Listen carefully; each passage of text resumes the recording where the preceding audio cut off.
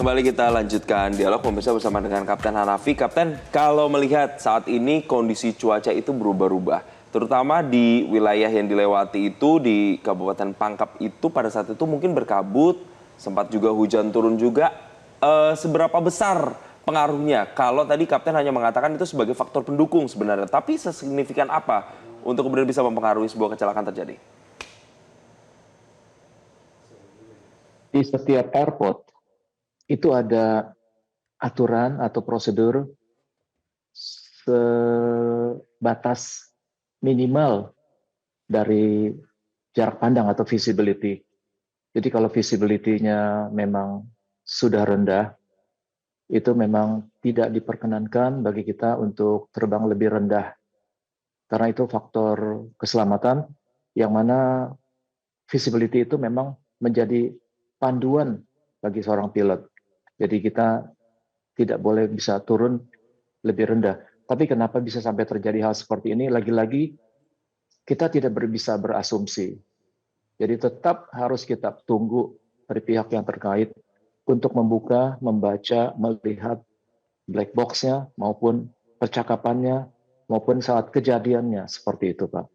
Baik, Kapten, dari pengalaman sebelumnya, entah itu kasus kecelakaan pesawat atau kasus pada saat pesawat sedang terbang dan menghadapi cuaca buruk pada saat terbang, seberapa penggunaan data soal perubahan cuaca, soal kondisi berawan, itu dianalisa dan digunakan oleh seorang pilot pada saat menerbangkan pesawat khususnya ATR? Saya tidak membahas masalah ATR-nya, tapi saya membahasnya secara luas, yaitu bagi seorang pilot sebelum dia berangkat. Pilot itu biasanya diberikan data-data cuaca. Cuaca di perjalanan, cuaca di destination, seperti apa, itu kita diberikan semuanya. Dan expect-nya nanti mendarat, mendarat cuacanya akan seperti apa, jarak pandang seperti apa, kita sudah dikasih tahu. Dan biasanya actualnya atau aktualitanya itu mendekati sama seperti yang diberikan oleh BMKG misalnya. Jadi itu bisa kita jadikan panduan bahwa kita harus seperti apa, bagaimana, dan itu ada briefingnya dari sang pilotnya sendiri kepada pasangannya.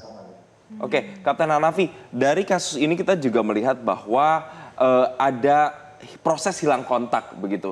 Nah, saya mau tanya, sebagai orang awam kalau misalnya untuk sampai kepada hilang kontak, ada golden period-nya nggak? Misalnya mungkin ada sepersekian detik atau sepersekian waktu yang kemudian dari pusat atau yang bisa men-tracking itu benar-benar bisa melacak keberadaannya sampai benar-benar sebelum hilang gitu. Biasanya di setiap menara pengawas atau ATC itu mereka mempunyai radar. Radar itu yang akan digunakan untuk meng-guide, memandu sang pesawat atau sang pilot untuk diarahkan ke kiri, ke kanan, atau memang sudah on track, sudah pada jalurnya. Jadi kalau misalnya keluar dari jalur, sang ATC atau sang menara pengawas itu akan memberikan advice supaya belok ke kiri atau belok ke kanan, dan itu akan dipandu seperti itu. Kalau sampai hilang kontak, mereka sebelumnya keduanya sudah berhubungan. Kalau sampai hilang kontak, berarti ada sesuatu, ada something wrong. Sesuatunya ini kenapa bisa tidak terjawab panggilannya? Ya, mungkin pada saat kejadian seperti inilah yang dinamakan dengan lost contact. Kalau lost contact, berarti keduanya sudah berkomunikasi. Saya rasa seperti itu. Baik, oke. Nanti kita mudah-mudahan menunggu apa hasilnya yang sekarang tim SAR gabungan sudah lakukan dan mudah-mudahan tidak terjadi lagi kejadian serupa. Terima kasih Kapten Hanafi Herlim, pilot senior, sudah memberikan perspektif baru untuk pemirsa Selamat Pagi Indonesia. Jelajahi cara baru mendapatkan informasi. Download Metro TV Extend sekarang.